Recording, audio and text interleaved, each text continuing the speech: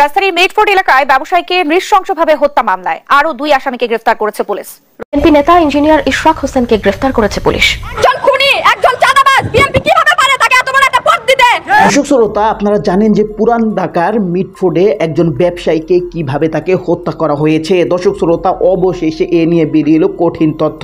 আসলে কারা এটার সাথে জড়িত রয়েছে, এবার তার এগুলা প্রমাণ পেলেন এবং বিএনপিকেই অবশেষে শেষ পর্যন্ত তাহলে সেই তাদের মুখোশ উন্মোচন হলো। আসলে ঘটনাটা কি এবং বিএনপি নেতা ইশরাককে নিয়ে অনেক কথা হচ্ছে।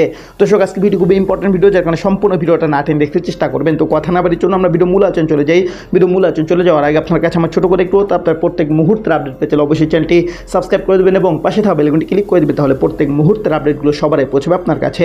দর্শক, কথা না বাড়ির জন্য আসলে ঘটনাটি তাহলে বিস্তারিত দেখে আসি।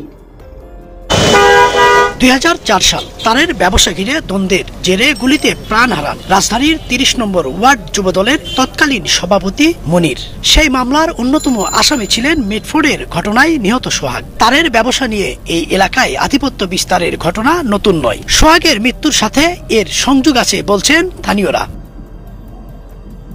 সোহাগ নিহত হওয়ার জেরে নতুন করে সামনে এসেছে 2004 সালে মনির হত্যার ঘটনা। 2004 সালের মনির হত্যার ঘটনার তথ্য জানতে যাওয়া হয় কোতোয়ালি থানায়। সেখানে সংশ্লিষ্ট কর্মকর্তাকে পাওয়া গেল না। এবার ফোনে কথা হয় মনিরের ছেলের সাথে। এই যে হত্যা হয়েছে সোহাগ, হ্যাঁ, এই সোহাগ কি আপনার বাবার হত্যা মামলার আসামি? এটা আমি তো তখন খুব ছোট ছিলাম, আমি আসলে এরকম ভাবে মানে পরিপূর্ণভাবে বলতে পারতেছি না।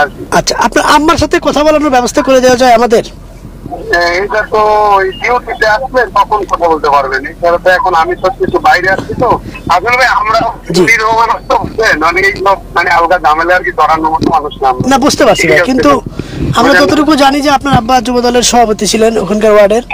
আপনার আব্বাকে হত্যা মামলার আসামি উনি। আপনার আব্বারও মনে হয় ব্যবসা ছিল, বাঙ্গালের ব্যবসা ছিল না?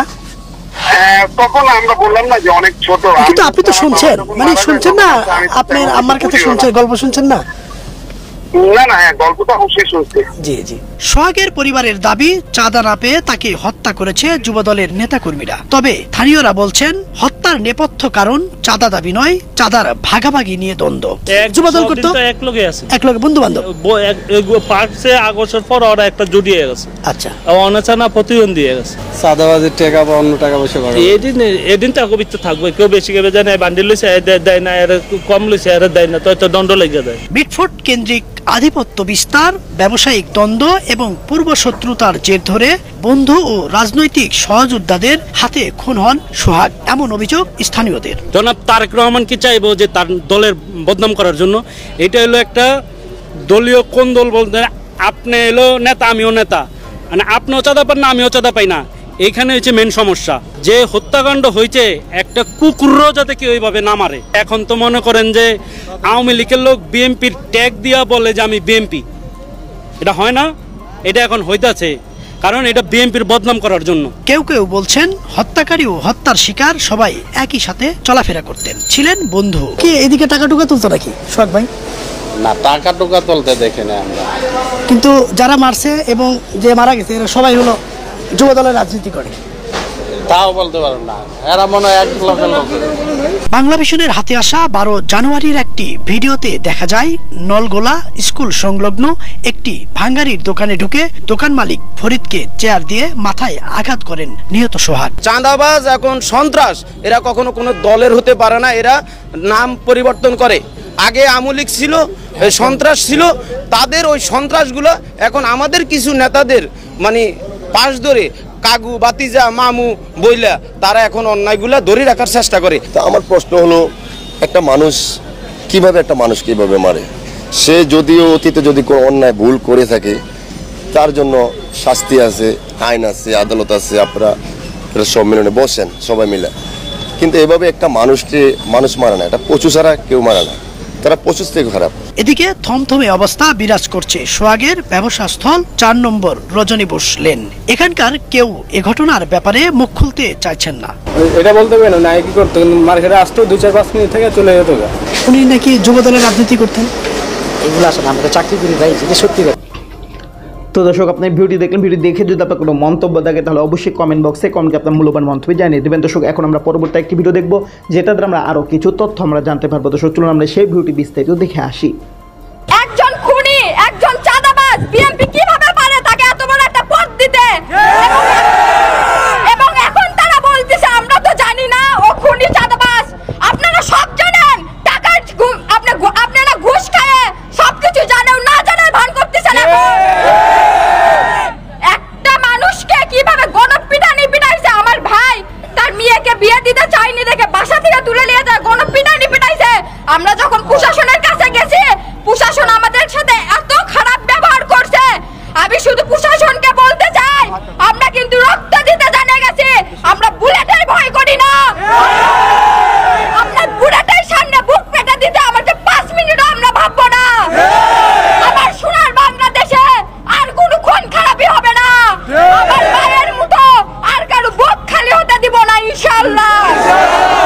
এই 24-এর অভ্যুত্থানের পরবর্তী সময়ে এই ছাত্র জনতার অভ্যুত্থানের মধ্য দিয়ে আমরা নতুন বাংলাদেশ করেছি, কিন্তু তার পরবর্তী সময়ে এরকম ন্যাক্কারজনক ঘটনার আমরা তীব্র নিন্দা জানাই। এই ভঙ্গুর প্রশাসনকে আমরা দৃষ্টি আকর্ষণ করতে চাই, আপনারা কোনো দলের দালালি করতে পারবেন না। আমাদের শহীদ ভাই, আমাদের আহত ভাইয়ের রক্তের বিনিময়ে আজকের এই দেশ। আমরা প্রশাসনের লোককে হুঁশিয়ারি করে বলে দিতে চাই, আপনারা কিন্তু এই বগুড়ার দিকে যদি তাকান, বগুড়ার প্রশাসনের দিকে যদি লক্ষ্য করেন, তারাও কিন্তু একটি পক্ষ নিয়েই থাকে। আমরা মনে করি সারা দেশের প্রশাসন, আমরা ছাত্র জনতার অভ্যুত্থানের মধ্য দিয়ে নতুন বাংলাদেশ করেছি, আপনারা কোনো দলের দালালি করতে পারবেন না। আমরা এজন্য এই দেশকে দ্বিতীয় স্বাধীন করিনি। আমরা মনে করি এই ঘটনা সহ অতীতের আপনারা জানেন যে একটি দলের 150-র অধিক খুন, এই তথ্যপূর্ণ তদন্তের মাধ্যমে প্রকাশ্যে জনগণের সামনে বিচার করতে হবে। আমরা ছাত্র জনতা কিন্তু 24-এর অভ্যুত্থানে দেখিয়ে দিয়েছি, আমরা জুলাই কিন্তু শেষ হয়ে যায় না। আমরা মনে করি অতি দ্রুত তাদেরকে বিচারের আওতায় আনতে হবে এবং প্রশাসনকে আমরা বলতে চাই, আপনারা যদি নিরপেক্ষ কাজ না করতে পারেন, আপনারা যদি এই প্রশাসন বিভিন্নভাবে দোহাই দেখান, আমরা মনে করি আপনারা চাকরি ছেড়ে দেন। আমাদের অনেক বেকার ভাইয়েরা রয়েছে। সংগ্রামী উপস্থিতি, আমরা হয়তো বই পুস্তকে পড়েছিলাম যে কাফের মুশরিকদের, অর্থাৎ সেই অনেক আগে মক্কার যুগে পাথর মেরে মানুষকে হত্যা করা হতো, সেই আইয়ামে জাহিলিয়া যুগে, কিন্তু আমরা কখনো তা দেখিনি। কিন্তু আমরা গত 9 তারিখে আমরা আমাদের এই বাংলাদেশে সেই পোস্তরাঘাতের ঘটনা আমরা দেখতে পেয়েছি।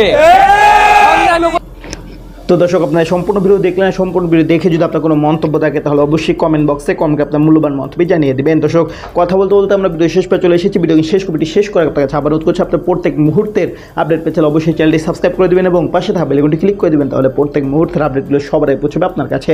তো সব নিঃশেষকে সবাই ভালো থাকবেন, সুস্থ থাকবেন, আল্লাহ হাফেজ।